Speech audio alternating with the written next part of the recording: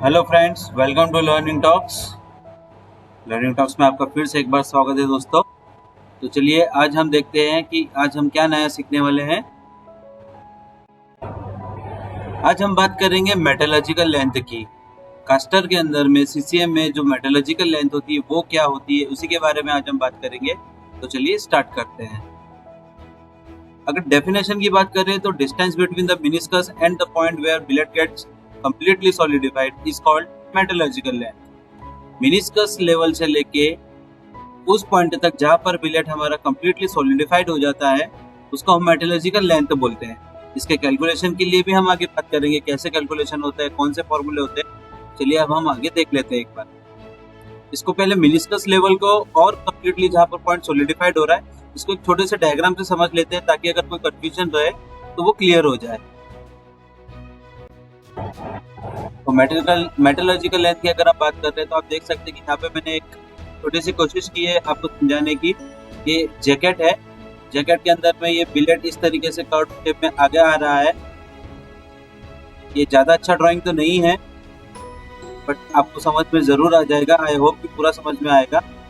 ये 3 रोलर है अलग अलग, एंट्री, एग्जिट और सेंटर रोलर। ये जो आपके सामने में अभी व्हाइट कलर का एरो जो बना हुआ है इसको हम बोलते हैं मेनिस्कस लेवल।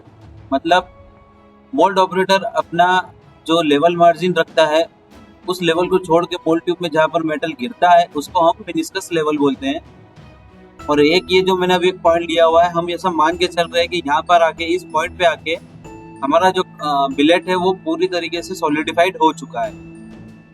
तो ये पॉइंट को हम बोलेंगे इस मेनिस्कस लेवल से लेके ये जो खड़े वाला जो तीर है, जो एरो बना हुआ है, वहां तक की जो डिस्टेंस आई है इसको हम बोलेंगे मेटलर्जिकल लेंथ। ये डिस्टेंस वेरी कर सकती है, अलग अलग केस में अलग अलग मेटलर्जिकल लेंथ हो सकती है। अब वो देख लेते कि केसेस क्या हो सकते हैं, किन चीजों पे वो डिपेंड करता है।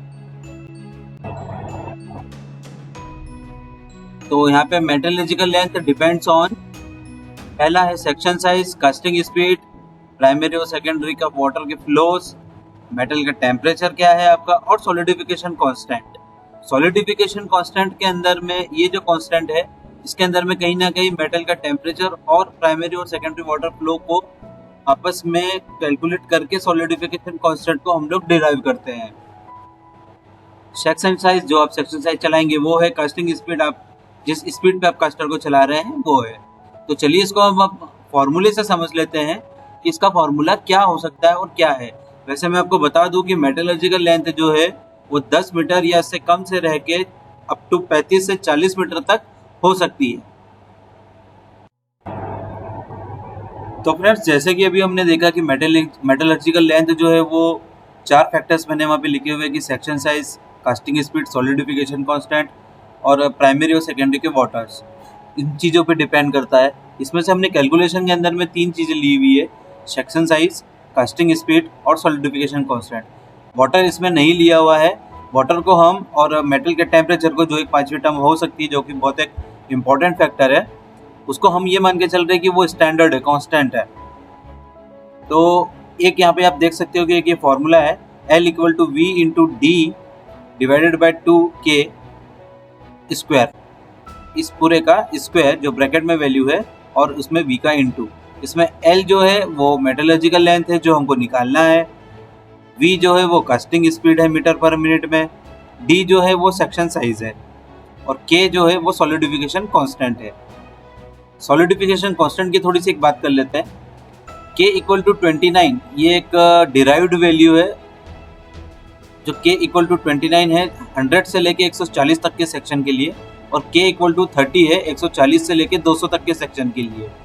ये जो वैल्यूज़ है मैंने ऑनलाइन ली हुई है, डिफरेंट स्टडीज़ जो होती है उनमें से ली हुई है ये वैल्यूज़। हो सकता है कि इसमें 1 या 2 पॉइंट्स के अंतर हो।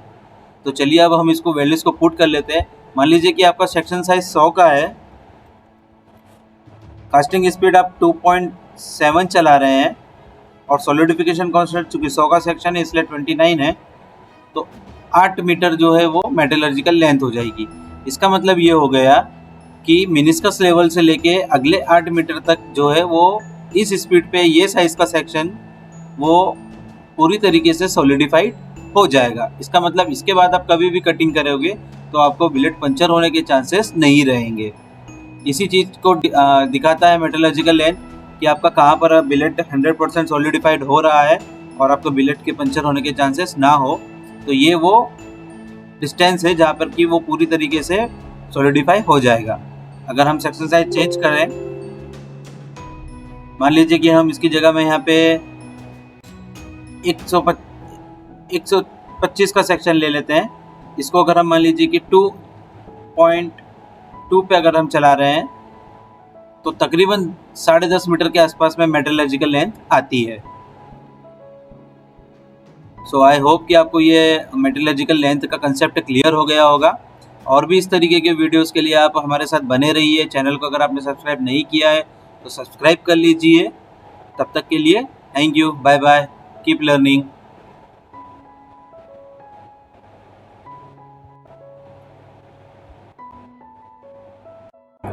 सो thank you for watching friends, thank you for watching. ये जो अभी हमने कैलकुलेशंस किए हुए हैं इसकी एक लिंक मैंने दी हुई है डिस्क्रिप्शन के अंदर में। आप अगर चाहे तो उस कैलकुलेशन को डायरेक्ट डाउनलोड करके अपने पास रख सकते हैं, ताकि आपको जब भी इस तरीके की कैलकुलेशन करना हो तो आपका उसमें सिर्फ वैल्यूज पुट ही करना रह जाएगा और अब आंसर आपके सामने आ जाएगा। और फॉर्मूला भी इस वीडियो में दिया हुआ है, आप चाहे तो अपने पास नोट भी करके रख सकते हैं।